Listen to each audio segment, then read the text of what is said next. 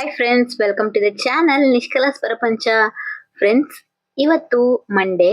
ನಾವು ನನ್ನ ತಂಗಿ ಮನೆಗೆ ಹೋಗ್ತಾ ಇದೀವಿ. ಏನಕ್ಕೆ ಹೋಗ್ತಾ ಇದೀವಿ ಗೊತ್ತಾ? WPL ಮ್ಯಾಚ್ ನೋಡ್ಲಿಕ್ಕೆ.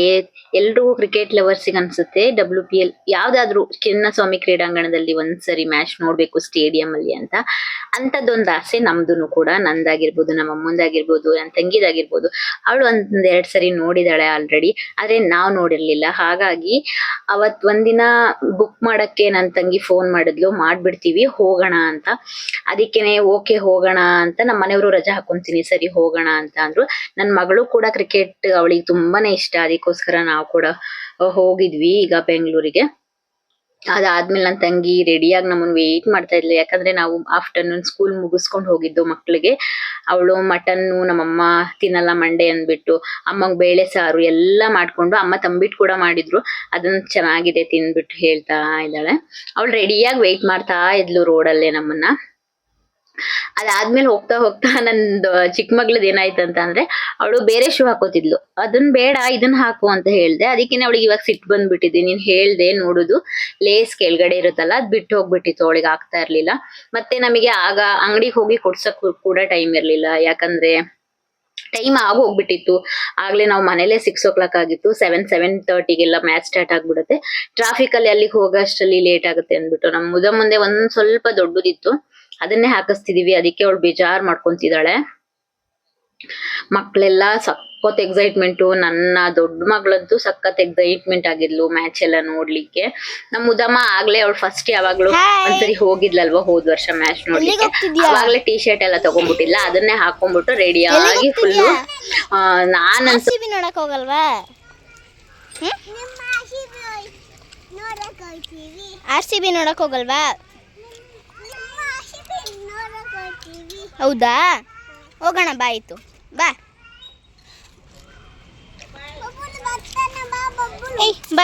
ನಮಗೆ ಅಂತ ಓಲಾ ಬುಕ್ ಮಾಡಿದ್ರು, ಅದ್ರಲ್ಲಿ ನಾವು ಹೋಗ್ತಾ ಇದ್ವಿ. ನನ್ನ ತಂಗಿ ಮತ್ತೆ ಅವ್ರ ಯಜಮಾನ್ರು ಬೈಕಲ್ಲಿ ಬರ್ತಾ ಇದ್ರು. ಒಂದ್ರಲ್ಲೇ ಆಗಲ್ಲ ಅಂದ್ಬಿಟ್ಟು ಮಕ್ಕಳಂತೂ ಸಖತ್ ಖುಷಿಯಾಗಿದ್ರು. ಪಾಪು ಅಂತೂ ಊರಿಗೆ ಹೋಗೋಣ ದೊಡ್ಡಮ್ಮ, ಹಿಂಗೆ ಹೋಗೋಣ ಮೈಸೂರಿಗೆ ಹೋಗೋಣ ಅಂತ ಇದ್ಲು. ಬಬ್ಲು ಒಂಥರ ಮೂಡಿ, ಒಂದ್ಸರಿ ಇಷ್ಟಪಡ್ತಾನೆ, ಒಂದ್ಸರಿ ಕೈಯಲ್ಲಿ ಇದ್ದಿದ್ ಏನು ಕೊಡಲ್ಲ. ಅವಳು ಚಿಕ್ಕವಳಾಗಿರೋದ್ರಿಂದ ಇಬ್ರದು ಜಗಳ ಆಗ್ತಾನೆ ಇರುತ್ತೆ, ಅದ್ ಬೇಕು ಇದ್ ಬೇಕು ಅಂತ. ನೋಡ್ತಾ ಇರ್ಬೋದು ಎಷ್ಟು ಜನ ಅಂತ, ಹೊರ್ಗಡೆನೆ ಇಷ್ಟೊಂದ್ ಜನ. ಯಾಕಂದ್ರೆ ಒಂದ್ ರೌಂಡ್ ಗೇಟ್ಸ್ ಎಲ್ಲ ಹುಡುಕ್ಬೇಕು ಅಂತಂದ್ರೆ ತುಂಬಾ ಕಷ್ಟ ಆಗುತ್ತೆ. ನಮಗ್ ಕೂಡ ಹಾಗೆ ಆಯ್ತು. ಮ್ಯಾಚ್ ಇನ್ನೇನ್ ಸ್ಟಾರ್ಟ್ ಆಗ್ಬೇಕು, ಒಂದು 5 to 10 minutes ಇತ್ತು ಅಷ್ಟೇ ನಾವ್ ಅವಾಗ ರೀಚ್ ಆದಾಗ.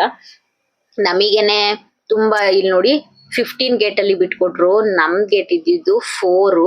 ಅಲ್ಲಿವರೆಗೂ ನೆಟ್ಕೊಂಡು ಹೋಗಿದೀವಿ ಅಷ್ಟು ಫಾಸ್ಟ್ ಆಗಿ. ಮ್ಯಾಚ್ ಇನ್ನ ಸ್ಟಾರ್ಟ್ ಆಗಕ್ಕಿಂತ ಮುಂಚೆನೆ. ನನಗಂತೂ ಫುಲ್ ಸ್ಟೇಡಿಯಂಗೆ ಬಂದ ತಕ್ಷಣ ಸಖತ್ ಖುಷಿ ಆಯ್ತು, ಅಂದ್ರೆ ಅಷ್ಟು ಖುಷಿ ಆಯ್ತು. ಇಷ್ಟೊಂದು ಕ್ಲಿಯರ್ ಆಗಿ ಕಾಣಿಸುತ್ತೆ ಅಂತ ನಾನು ಅನ್ಕೊಂಡಿರ್ಲಿಲ್ಲ. ಟಿವಿಲೇ ಬೇರೆ ನೋಡ್ತೀವಿ, ಇಲ್ಲೇ ಬೇರೆ ನೋಡ್ತೀವಿ, ಅಷ್ಟು ಎಂಜಾಯ್ ಮಾಡಿದ್ವಿ. ಪ್ರತಿಯೊಬ್ರು RCB ಫ್ಯಾನ್ಸ್ ಕೂಡ ಇಷ್ಟ ಇರುತ್ತೆ ಒಂದ್ಸರಿ ಹೋಗಿ ಮ್ಯಾಚ್ ನೋಡ್ಬೇಕು ಅಂತ. ಅದಾದ್ಮೇಲೆ ನಮಗ್ ಟಿಕೆಟ್ ಸಿಕ್ಕಿದ್ದೇ ಒಂದು ಖುಷಿ. ಏನೋ ನನ್ನ ತಂಗಿ ಯಜಮಾನ್ರು ಆನ್ಲೈನ್ ಅಲ್ಲಿ ಇದ್ರಂತೆ, ಆವಾಗ ಬಂದಿತ್ತು. ಅರ್ಧ ಗಂಟೆ ಒಳಗಡೆ ಸೋಲ್ಡ್ ಔಟ್ ಟಿಕೆಟ್. ಒಂದ್ 7 ಟಿಕೆಟ್ ಬುಕ್ ಮಾಡಿದ್ರು. ಸಖತ್ ಖುಷಿ ಆಯ್ತು ಮ್ಯಾಚ್ ಅಂತೂ ನೋಡ್ಬಿಟ್ಟು.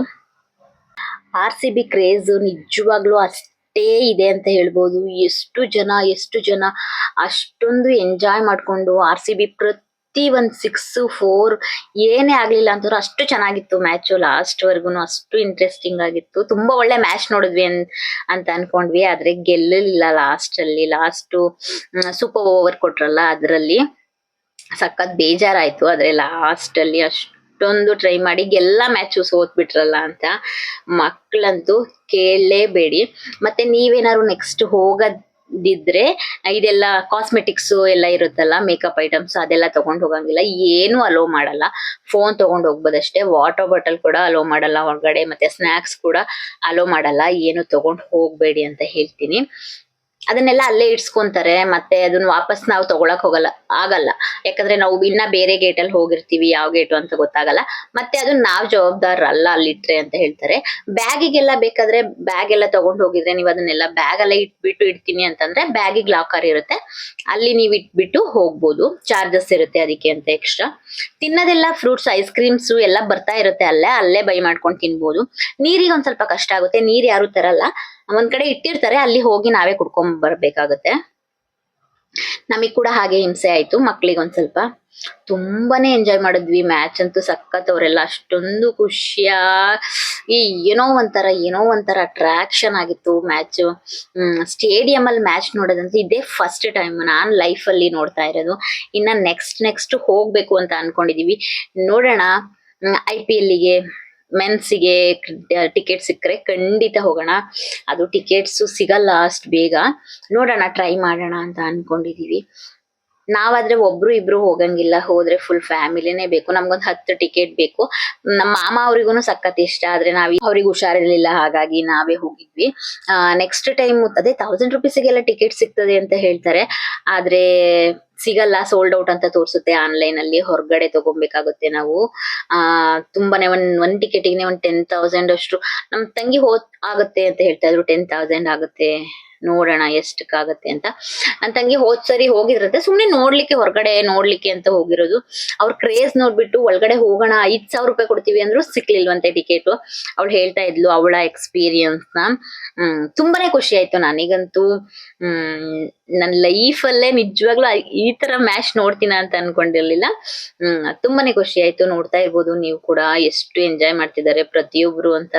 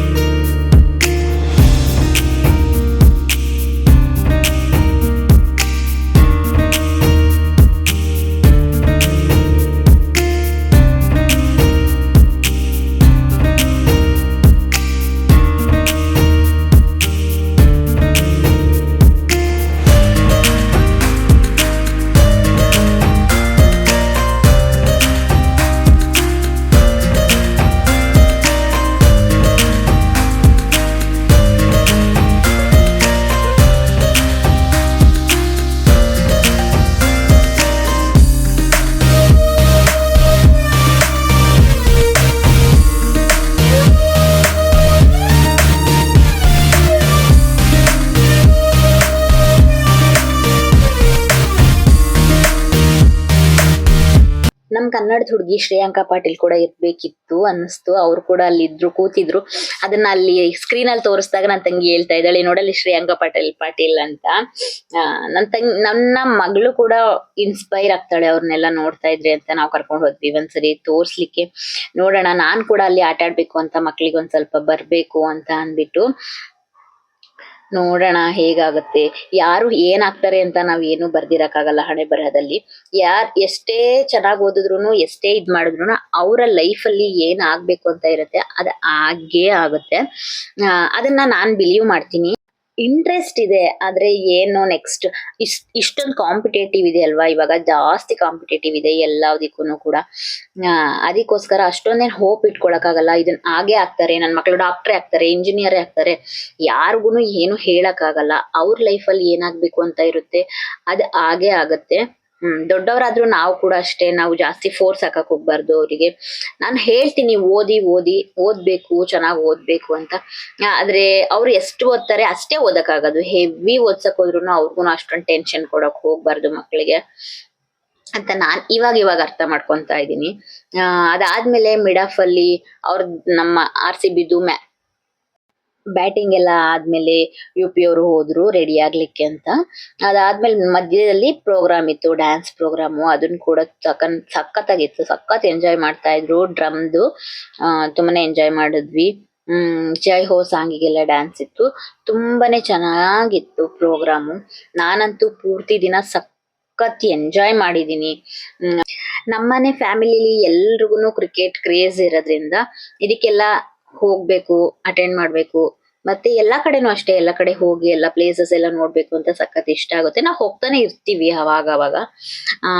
ಮತ್ತೆ ಇದಾದ್ಮೇಲೆ ನಾವು ನೈಟೇ ಹೊರಟು ಬಿಡೋಣ, ಅಲ್ಲೇ ಆ ಕಡೆಯಿಂದಾನೆ ಮ್ಯಾಚ್ ನೋಡ್ಕೊಂಡು ಅನ್ಕೊಂಡ್ವಿ. ಬೇಡ, ಮತ್ತೆ ಇಷ್ಟೊಂದು ಸ್ಟ್ರೇನ್ ಆಗಿತ್ತು. ಮತ್ತೆ ಸೂಪರ್ ಓವರ್ ಎಲ್ಲ ಕೊಟ್ರಲ್ಲ, ಅದಕ್ಕಿಂತ ಒಂದ್ ಅರ್ಧ ಗಂಟೆ ಲೇಟ್ ಆಯ್ತು. ಮತ್ತೆ ಹೊರಗಡೆ ಬಂದ್ರೆ ಆ ಟ್ರಾಫಿಕ್ ಆ ಜನ ಅಬ್ಬಬ್ಬಾ ಸಖತ್ತು ಜನ ಇದ್ರು. ಅದಾದ್ಮೇಲೆ ಮನೆಗೇನೆ ಹೋದ್ವಿ ತಂಗಿ ಮನೆಗೆ. ಇಲ್ಲ ಮಾರನೇ ಬೆಳಿಗ್ಗೆ 2 ದಿನ ನಮ್ಮ ಮನೆಯವ್ರು ರಜಾ ಹಾಕಿದ್ರು. ಹಾಗಾಗಿ ಹೋಗೋಣ ಮನೆಗೇನೆ ಹೋಗೋಣ ಅಂದ್ಬಿಟ್ಟು ಬೆಳಿಗ್ಗೆ ರಾತ್ರಿ ಮನೆಗೆ ಹೋಗಿ ರೆಸ್ಟ್ ಮಾಡ್ಬಿಟ್ಟು ಬೆಳಿಗ್ಗೆ ಒಂದ್ 8:30ಗೆಲ್ಲ ಹೊರಟ್ಬಿಟ್ಟು ನಾವು ಊರಿಗೆ ಬಂದ್ವಿ. ಇದಾಗಿತ್ತು ಫ್ರೆಂಡ್ಸ್ ನನ್ನ ಇವತ್ತಿನ ವಿಡಿಯೋ. ನಿಮಗೆ ಇಷ್ಟ ಆಗಿದ್ರೆ ಪ್ಲೀಸ್ ಒಂದು ಲೈಕ್ ಮಾಡಿ, ಶೇರ್ ಮಾಡಿ, ಸಬ್ಸ್ಕ್ರೈಬ್ ಮಾಡಿ. ನಿಷ್ಕಲಾಸ್ ಪ್ರಪಂಚ ಯೂಟ್ಯೂಬ್ ಚಾನಲ್ನ ಸಪೋರ್ಟ್ ಮಾಡಿ. ಆ ಕಷ್ಟ ಇದೆ ವಿಡಿಯೋ ಮಾಡೋದು, ಎಡಿಟಿಂಗ್ ಮಾಡೋದು ಎಲ್ಲ ಈಸಿ ಅಲ್ಲ. ಇವ್ರೇನು ವಿಡಿಯೋ ಎಲ್ಲ ಮಾಡಿ ಹಾಕ್ಬಿಡ್ತಾರೆ ಅಂತ ಅನ್ಕೊಬಹುದು.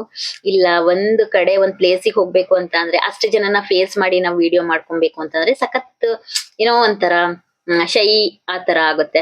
ಆದ್ರೂನು ಕೂಡ ನಾವೆಲ್ಲ ಮಾಡ್ಕೊಂಡು ಎಡಿಟಿಂಗ್ ಮಾಡಕ್ಕಂತೂ ಒಂದ್ ವಿಡಿಯೋ ನಾನು ನಿಜವಾಗ್ಲೂ ಎಡಿಟಿಂಗ್ ಮಾಡಕ್ ತುಂಬಾ ಟೈಮ್ ತಗೊಂತೀನಿ. ಅದ್ರ ಜೊತೆ ಮಕ್ಳಿಗೆ ಓದಿಸ್ಕೊಂಡು ನಾನು ಯಾವ ಟ್ಯೂಷನಿಗೆ ಕೂಡ ಕಳ್ಸಲ್ಲ, ಮನೇಲೇ ಓದಿಸ್ಕೊಂತೀನಿ. ಮನೆ ಕೆಲ್ಸಕ್ಕೂ ಯಾರು ಬರಲ್ಲ, ನಾನೇ ನನ್ ಕೆಲಸ ಮಾಡ್ಕೊಂತೀನಿ.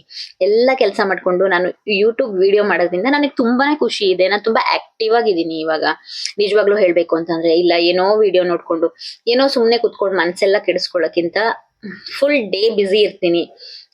ನನ್ನ ಫ್ರೆಂಡ್ಸು ಕೇಳ್ತಾರೆ ಎಲ್ಲಿ ಸಿಗುತ್ತೆ ನಿನಗೆ ಇಷ್ಟು ಟೈಮು ಇದೆಲ್ಲ ಮಾಡ್ಲಿಕ್ಕೆ ಅಂತ. ಎಲ್ಲದಕ್ಕೂ ಟೈಮ್ ಮಾಡ್ಕೋಬೇಕು ಅಂತಂದ್ರೆ ನಿಜವಾಗ್ಲೂ ಮಾಡ್ಕೊಬಹುದು.